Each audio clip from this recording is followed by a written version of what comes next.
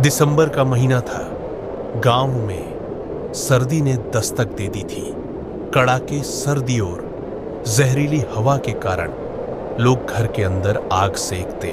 गांव के कुछ लोग चाय की दुकान में चाय पीते और इस कड़ाके की ठंडी के बारे में बात करते। ओ ही, कुछ लोग चाय के दुकान के पीछे आग सेकते हुए आपस में बात कर रहे थे। अरे आज कड़ाके की ठंड भी है, साथ में चाय भी। एक भूत की कहानी होती तो मजा आ जाता। बहुत दिन से भूत की कहानी नहीं सुनी। अरे बेटा, भूत तो हमारे समय थे, अब ऐसा भूत ही कहाँ है। हमारे समय भूत का नाम सुनते थे, कप उठते थे। चाचा तो अपने समय का कोई भूत की कहानी सुनाओ, ताकि हम भी जान सकें आपके समय के भूत कैसे थे। भूत तो मैंने बहुत देखे हैं बेटा, या बहुत से भूत से सामना भी हुआ है मेरा। तुम लोगों ने अब बहुत बात की है, तो सुनो। ये बात बहुत साल पहले की है। तब मैं तुम्हारी उम्र का था। तब गांव के बाहर एक ही दिन बाजार बसता था। तब गांव का बाजार बहुत बड़ा था। तब घर का बाजार करने में ही जाता था। ज्यादातर मैं सुबह ही बाजार करता था, लेकिन उस दिन खेत के काम के कारण बाजार जाने में देर हो गया। उस दिन मुझे घर लौटते रात हो गया। बाजार से गांव थोड़ा दूर था। मैं पैदल ही जा रहा था। मैं जंगल के रास्ते जा रहा था, क्योंकि ऐसा ही डर हो गया था। मैं चलते चलते जंगल के बीच मैं पहुंच गया था और चले जा रहा था। तभी कुछ देर चलते ही मुझे ऐसा लगा कि कोई साया मेरा पीछा कर रहा, लेकिन मैं मन का बहम समझ के चलता रहा। मैंने पीछे मुड़ के भी देख, लेकिन मुझे कोई नहीं दिखा। मैं फिर से चलने लगा। कुछ देर चलते ही गांव के खंडर के पास एक काला साया सा कुछ दिखा। उसे देख के मुझे थोड़ा डर लगा, लेकिन थोड़ा हिम्मत जुटा के उसके सामने जाने लगा। खंडर के पास पहुंच के मैंने देखा एक चुड़ैल वहां पे खड़ी है।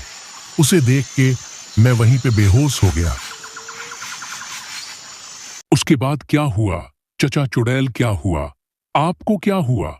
उसके बाद मुझे जब होश आया, मैंने देखा चुड़ैल मेरे सामने ही खड़ी है। उसने मुझसे कहा, मैं भी तुम्हारी तरह ही एक अच्छी इंसान थी। गांव की सबसे बड़ी किराने की दुकान हमारी ही थी। किसी चीज कोई कमी नहीं थी मेरी जिंदगी में।